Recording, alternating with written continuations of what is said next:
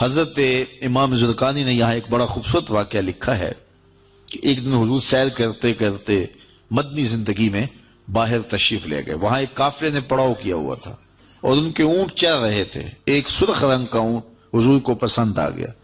قافلے والوں سے پوچھا اس اونٹ کو بیچتے ہو؟ انہوں نے بیچنا تھا یا نہیں بیچنا تھا. حضور نے پوچھا تو کہا ہاں بیچتے ہیں. میرے شیخ کہتے ہیں میں دل ویچا میں جگر ویچا جے پیارا محمد آ جاوے, نہیں میں اپنا سارا کر ویچا جے پیارا محمد آ جاوے. انہوں نے بیچنا تھا یا نہیں؟ کہا جی ہم بیچتے ہیں. اچھا کتنے کا بیچتے ہو؟ کہا جی اتنے کا. سودا طے ہو گیا. حضور نے فرمایا کہ میں کوئی تاجرانہ غرض سے تو آیا نہیں تھا کہ میں قیمت ساتھ لے کے آتا.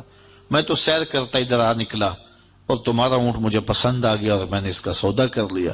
ایسا کرو کہ اونٹ مجھے دے دو اور میں شہر جا کر کے اپنی اس کی اونٹ کی قیمت تمہیں بھیج دیتا ہوں.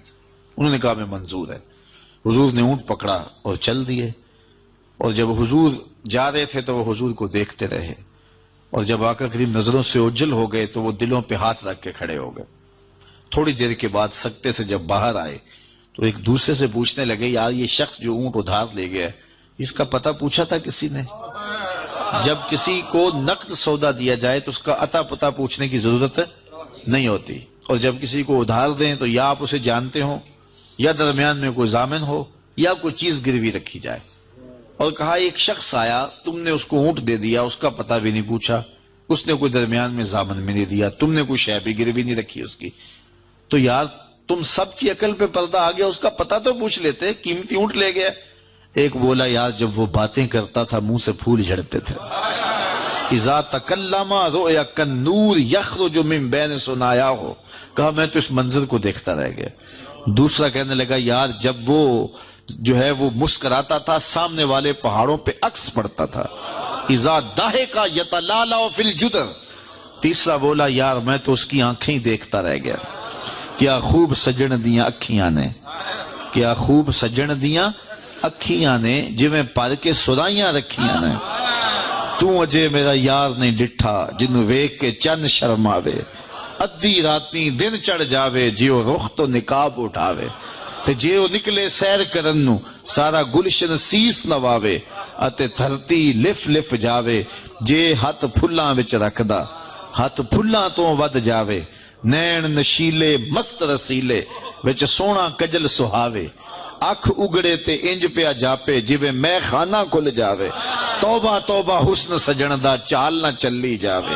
بجلی ڈردی لشک نہ مارے متا بے ادبی ہو جاوے. تے جے او کھولے پیچ زلف دے اتے راہی راہ پل جاوے. توبہ توبہ حسن سجن دا چال نہ چلی جاوے. علم خدا نے اینا دتا عقلاں وچ نہ آوے. عقل خدا نے اینی دتی علماں وچ نہ آوے. کی اعجاز نظر وچ او دی جو آوے وک جاوے. خلق او دے نے مولئی دنیا کوئی ورلائی جان بچاوے. آزم ایڈا سونا ماہی سانو کدرے نظر نہ آوے. انہوں نے کہا جو بھی ہوا تم اس کے حسن میں کھو گئے اور وہ قیمتی اونٹ اپنے حسن کا جادو جگا کے تم سے ہتھیا کے لے گیا. امام زرقانی لکھتے ہیں جب انہوں نے یہ کہا نا کہ قیمتی اونٹ ہتھیا کے لے گیا تو اب تک خاموش بیٹھی خیمے کے پردے کی اوٹ میں بیٹھی قافلے کے سردار کی بیوی نے خیمے کا پردہ سرکایا اور ان سے مخاطب ہو کے بولی انا ضامنۃ لسامان جمالکم لا یغدر بکم. خبردار اس کے خلاف کوئی بات کی تو اگر وہ قیمت نہ دینے آیا تو مجھ سے لے لینا, میں اس کی ضامنہ ہوں. انہوں نے کہا اچھا تو اسے جانتی ہے؟ کہا واللہ میں بھی نہیں جانتی. تو کہا پھر ضمانت کیسے دے رہی ہے؟ کہا جب تم سودا کر رہے تھے خیمے کی اوٹ سے میں نے اس کا چہرہ دیکھا تھا, اور جس کا چہرہ اتنا سونا ہو وہ جھوٹ بول ہی نہیں سکتا ہے. تھوڑی دیر گزری تو حضور کے غلام آ گئے کہ کون ہیں لوگ جن سے ہمارے آقا نے اونٹ خریدا تھا؟ انہوں نے کہا جی ہم لوگ ہیں. کہا یہ حضور نے کھجوریں تمہاری ضیافت کے لیے بھیجی ہیں اور یہ تمہاری قیمت ہے. انہوں نے کہا قیمت بعد میں دینا, ہم تو خود بک گئے ہیں, ہمیں پہلے بتاؤ وہ پیارا رہتا کہاں ہے. تو کہا یہ نخلستان مدینہ جو سامنے دکھائی دیتا یہی ڈیرے ہیں اس محبوب کے. تو امام زرقانی لکھتے ہیں سارا قبیلہ, اس قبیلے کا نام تھا وفد تارک, وہ سارے کا سارا وفد تارک اٹھا اور مدینہ المنورہ پہنچا اور حضور کے قدموں میں جا کے بیٹھ گیا. تیری تک کے ادامہ میں مرید ہو گئے. تو چہرہ اتنا خوبصورت تھا، اللہ اکبر، دیکھنے والے کہا کرتے ہیں اللہ اللہ، یاد آتا ہے خدا دیکھ کے صورت تیری۔ تو کسی سے اگر پیار اس لیے کیا جاتا ہے کہ وہ سونا بڑا ہے، تو پھر آؤ نا اس سے پیار کیجئے جو اتنا سونا ہے۔ یہ پیر مہر علی بول کے کہنے لگے، مکھ چند بدر شاہ شانی ہے، متھے چمک دی لاٹ نورانی، کالی زلف تے اکھ مستانی ہے، مخمور رکھی مد بھریاں۔ اعلیٰ حضرت بریلی سے بول رہے ہیں، ذرا لہجہ دیکھیے کتنا خوبصورت ہے۔ بلبل نے گل ان کو کہا، بلبل کی منتہائی پرواز تو یہ کسی کو پھول کہتے، وہ پھول سے آگے تو سوچ نہیں سکتی، لیکن اس نے بھی پھول کہہ دیا۔ بلبل نے گل ان کو کہا، کمری نے سروے جاں فضا، حیرت نے جھنجھلا کے کہا یہ بھی نہیں وہ بھی نہیں۔ خورشید تھا کس زور پر، کیا بھڑ کے چمکا تھا کمر، بے پردہ جب وہ رخ ہوا یہ بھی نہیں وہ بھی نہیں۔ وہ حسن دیا اللہ نے اپنے محبوب کو۔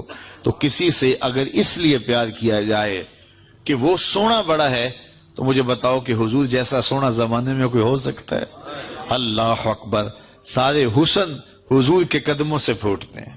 اور مجھے اتنا اچھا لگتا ہے یہ شعر اعظم چشتی مرحوم کا، کہ اس نے پتہ نہیں کہاں بیٹھ کے یہ شعر لکھ دیا کہ سمجھا نہیں ہنوز میرا عشق بے ثبات، سمجھا نہیں ہنوز میرا عشق بے ثبات، تو کائنات حسن ہے یا حسن کائنات، تو کائنات حسن ہے یا حسن کائنات۔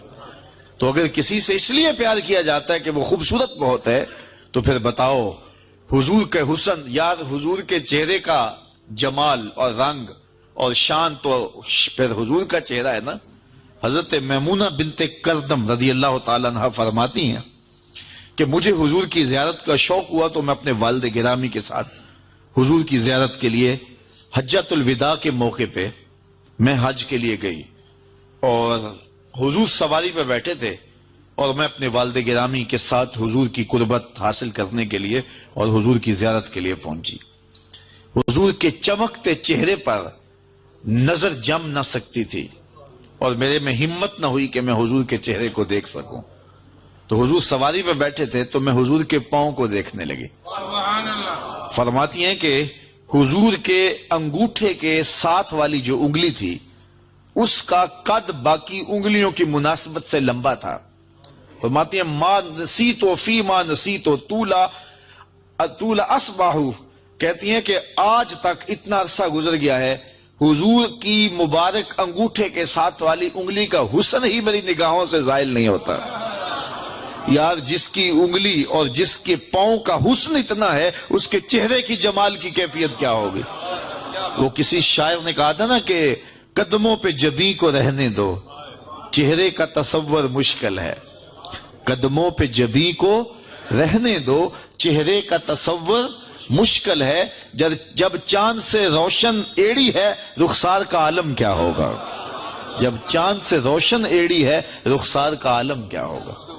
تو حضور علیہ السلام کے حسن اور حضور کے جمال کی وجہ سے اگر پیار کیا جائے، تو پھر مجھے بتاؤ کہ حضور علیہ السلام سے بڑھ کر کائنات میں حسین کون ہو سکتا ہے، خوبصورت کون ہو سکتا ہے؟ تو اس لیے ہماری محبتیں اور ہماری عقیدتیں حضور کی بارگاہ میں دست بستہ حاضر ہوں۔ اب کسی سے اگر پیار کر لیا جائے تو اس پیار کے تقاضے کیا ہیں؟ بندہ جس سے پیار کرتا ہے اس کا کثرت سے ذکر کرتا ہے، اور یہ محفل میلاد اس عقیدت کا روپ ہے، محبت کے اس تقاضے کی تکمیل ہے۔ بندہ جس سے پیار کرتا ہے اس کا کثرت کے ساتھ ذکر کرتا ہے، اس کا جی چاہتا ہے کہ اس کا تذکرہ چھڑا رہے، اس کی باتیں ہوتی رہیں۔ رومی علیہ رحمہ جنہیں اقبال نے اپنا مرشد مانا ہے، ان کا کمال یہ ہے کہ وہ تمثیل سے بات سمجھانے کی عادت رکھتے ہیں۔ وہ اس نقطے کو بڑی خوبصورتی سے سمجھاتے ہیں کہ کسی نے مجنو کو دیکھا کہ ریت کے اوپر لیلا لیلا لکھ رہا ہے، تو اس نے رک کے پوچھا یہ کیا کر رہے ہو؟ تو گفت مشق نام لیلا می کنم خاطر خود را تسلی می دہم، اس نے کہا اپنے محبوب کا نام لکھ لکھ کے دکھی دل کو قرار دے رہا ہوں۔ تو رومی کہتے ہیں کہ اگر مجنو کو لیلا کا نام تسکین دیتا ہے تو امتی کو حضور کا نام تسکین نہیں دیتا۔ اور میں تو کہا کرتا ہوں میں خانہ سہارا دیتا ہے نہ جام سہارا دیتا ہے، ہم کو تو مدینے والے کا ایک نام سہارا دیتا ہے. ٹھنڈ پڑ جاتی ہے سینے